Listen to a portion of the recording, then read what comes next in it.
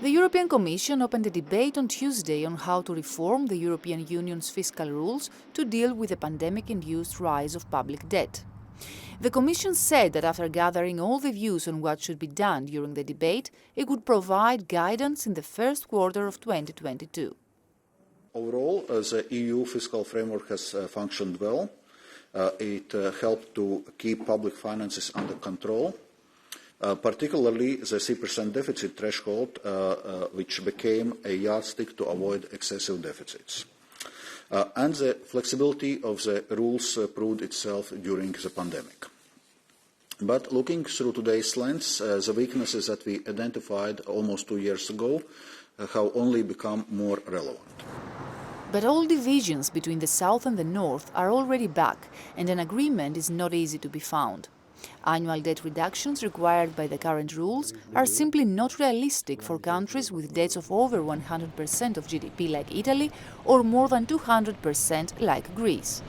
Southern European countries have high levels of debt. Some of them could be close to being a risky situation, especially after the European Central Bank will end quantitative easing, because by that time the interest rates might go up. We made some calculations and found that some Southern European countries would need to make an enormous fiscal adjustment in the order of 5–6% of GDP in order to make that rule, which is simply, I think, inconceivable. It's impossible that those countries would be able to make that. So for this particular debt reduction rule, many countries will violate that. Only Denmark, Luxembourg and Sweden don't need to make any fiscal adjustment as their debt is very low, but this is not the case for the others. Will austerity programs come back in the end? Almost all other European Union countries will have to do fiscal adjustment.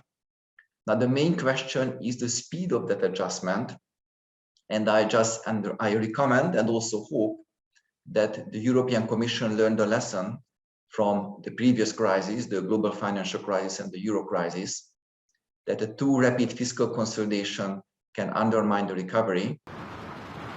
Efe Koutsokostas, Euronews, Brussels.